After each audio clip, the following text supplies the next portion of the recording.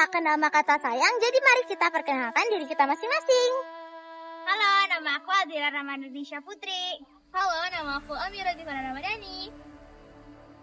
Indonesia Halo, nama is aku the most Adira Putri beautiful Sorenda. land. Halo, nama aku Anaira Masjauza. Halo, The nama land aku where we Cira were Sarina. born. Halo, nama The aku nation Desita Syafarani where we Putri. grew up. So many colors. Halo, nama and aku Dia together Zahiajuan. in peace. Halo, aku Khairul Sumairah We Hasatila. these treasures.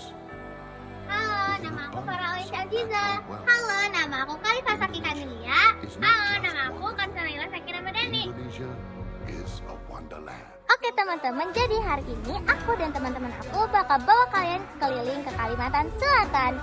Kalimantan Selatan terbagi menjadi 11 kabupaten. Yang pertama, Kabupaten Barito Kuala, Kabupaten Hulu Sungai Selatan, Kabupaten Hulu Sungai Tengah, Kabupaten Balangan, Kota Banjarmasin, Kota Banjarbaru, Kabupaten Banjar, Kabupaten Hulu Sungai Utara, Kabupaten Kota Baru, Kabupaten Tabalong, Kabupaten Tapin, Kabupaten Tanah Laut, Kabupaten Tanah Bumbu. Rumah adat Kalimantan Selatan bernama Rumah Bumbungan Tinggi karena bagian atap rumah ini berbentuk atap pelana yang membumbung tinggi dengan sudut kemiringan mencapai 45 derajat. Selain Rumah Bumbungan Tinggi, rumah adat ini juga disebut dengan nama lain yaitu Rumah Banjar atau Rumah Baanjung. Disebut Rumah Banjar lantaran rumah ini digunakan oleh masyarakat suku Banjar yang menjadi penduduk mayoritas di Kalimantan Selatan. Rumah bumbungan tinggi ini awalnya dibangun dengan bentuk segi empat yang memanjang ke depan. Pada perkembangan berikutnya, terdapat tambahan bangunan yang menjulang ke samping dengan lebar dan panjang yang sama antara sisi kanan dan sisi kiri. Memasuki tahun 1850, tepatnya di Keraton Martapura terdapat bangunan tambahan yang disebut Palimanan atau tempat penyimpanan harta kesultanan. Pada masa kejayaan Kerajaan Banjar, rumah bumbungan tinggi ini diperuntukkan bagi bangsawan dan masyarakat kelas atas. Rumah bumbungan tinggi memiliki banyak penyekat yang masing-masing memiliki nama dan fungsi tersendiri. Secara umum, rumah bumbungan tinggi merupakan rumah adat yang dipenuhi dengan ornamen-ornamen bernada Islam. Hal ini lantaran rumah bumbungan tinggi dibangun oleh suku Banjar yang berasal dari suku Dayak yang telah memeluk Islam. Rumah adat Kalimantan Selatan adalah mahakarya arsitektur tradisional dari suku Banjar. Dibangun di atas tiang untuk mengatasi banjir dan terbuat dari kayu ulin yang kokoh. Rumah ini mencerminkan kecerdasan lokal dalam beradaptasi dengan alam.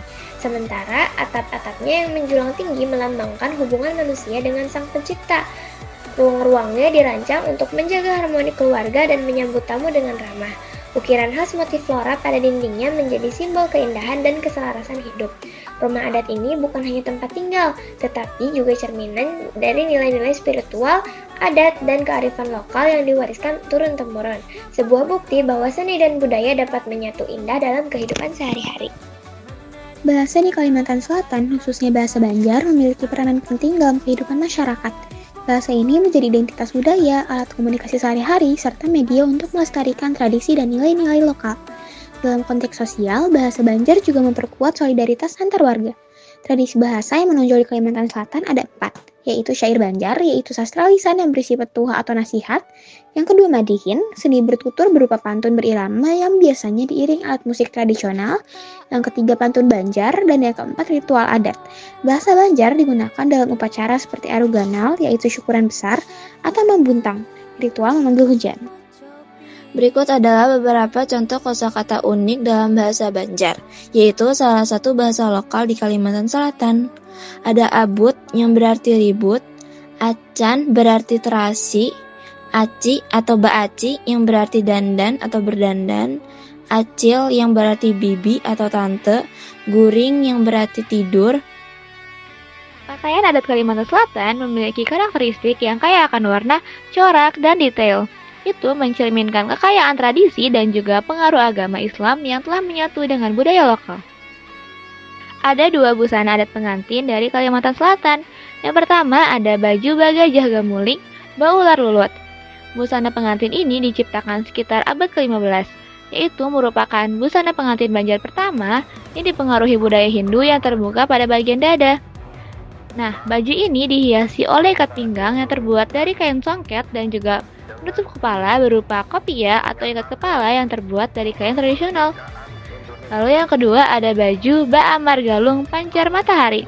Busana ini diciptakan sekitar abad 17, yaitu merupakan busana pengantin Banjar yang kedua, dipengaruhi oleh budaya Hindu dan Jawa menjelang masuknya Islam. Arti dari nama busana ini yaitu bersinar layaknya matahari. Pasangan pengantin pun terlihat gemerlap dalam balutan busananya. Baju ini juga dihiasi dengan ornamen-ornamen khas yang melambangkan matahari sebagai kehidupan dan juga kekuatan. Nah, teman-teman, ini adalah tempat tidur pengantin di Kalimantan Selatan. Tempat tidur pengantin di Kalimantan Selatan bukan sekedar perabot, tetapi simbol sakral dalam pernikahan adat Banjar.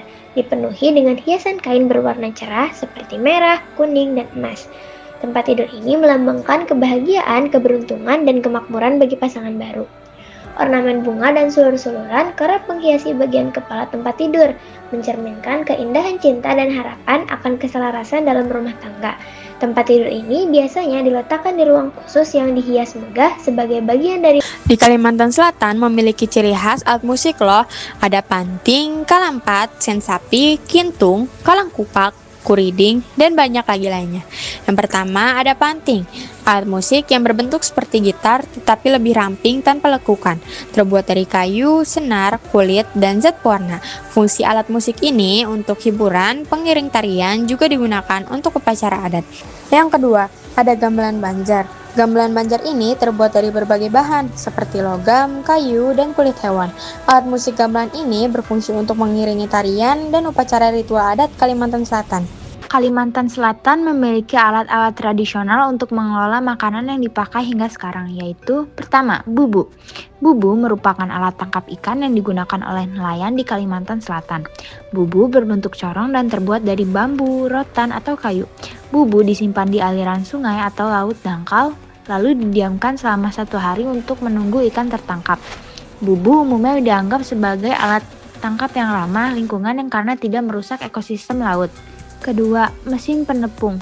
Alat ini digunakan secara tradisional untuk menggiling biji-bijian menjadi tepung. Bahan utama mesin ini adalah kayu, menunjukkan teknologi sederhana pada zaman dahulu. Mesin penepung tradisional dapat digunakan untuk menggiling berbagai bahan baku, seperti beras, jagung, singkong, kopi, rempah-rempahan, gula semut, dan obat-obatan. Dan yang terakhir, alat tumbuk tradisional. Alat tumbuk tradisional berfungsi untuk menumbuk, menggiling, melumat, mengulek, dan mencampurkan bahan-bahan tertentu. Alat ini digunakan untuk menumbuk padi, kopi, dan bahan-bahan makanan lainnya. Tungkau atau egrang adalah alat permainan tradisional yang terbuat dari 2 batang bambu dengan ukuran selangan orang dewasa. Sedangkan untuk tumpuan bahu bambunya agak besar. Egrang dalam bahasa Banjar di Kalimantan Selatan disebut batungkau. Nah, berikutnya ada makanan khas Kalimantan. Makanan khas Kalimantan ada soto Banjar. Soto Banjar ini menggunakan ayam kampung sebagai bahan utamanya. Bumbu yang dihaluskan berupa bawang merah, bawang putih, dan merica. Bumbu rempah juga dipakai dalam soto Banjar. Senjata yang berasal dari Kalimantan itu berbentuk keris dengan nama keris bujak beliung. Senjata ini memiliki panjang sekitar 30 cm loh guys, serta memiliki ciri khas pada bagian ujung bawahnya. Dengan berjalannya waktu, kegunaan keris ini sudah tidak lagi sebagai senjata untuk membunuh, tetapi banyak digunakan sebagai pelengkap di berbagai upacara adat Kalimantan Selatan. Halo semuanya, aku Farah. Sekarang aku lagi sama Kak. Perkenalkan, saya Siska. Saya adalah tour guide yang ada di Anjungan, Kalimantan Selatan. Fun fact, Kak Siska ini ternyata orang Kalimantan Selatan asli loh guys. Dan di sini aku mau nanya-nanya Kakak tentang beberapa pertanyaan sih. Menurut Kakak, tradisi yang paling unik yang ada di Kalimantan Selatan itu apa sih? Jadi kita punya kalau setiap tahun itu ada bulan Maulid kan, Rabiul Awal. Nah itu kalau di Kalimantan Selatan itu kami melaksanakan namanya Ba'ayun Maulud. Nah yang ada di bawah rumah ini tadi sudah ada display tentang ayunan kan. Nah di situ kami biasanya tradisinya itu udah mengumpulkan anak-anak bayi sampai lansia untuk Ba'ayun bersama itu, kemudian didoakan dengan tokoh agama dan dikasih ritual-ritual acara yang seperti maulid habsi segala macam didoakan. Jadi itu merupakan salah satu tradisi yang ada di Kalimantan Selatan, namanya Ba'ayun Maulid di bulan Maulid, supaya tadi anak-anak kita sebagai generasi muda itu menjadi tokoh generasi yang beriman berakhlak mulia seperti Rasulullah SAW, teladan kita. Gitu dulu pertanyaan aku buat Kak Siska. Makasih atas waktunya sama sejarah-sejarahnya tadi. Semoga kita bisa berbincang lebih banyak lagi. Dadah!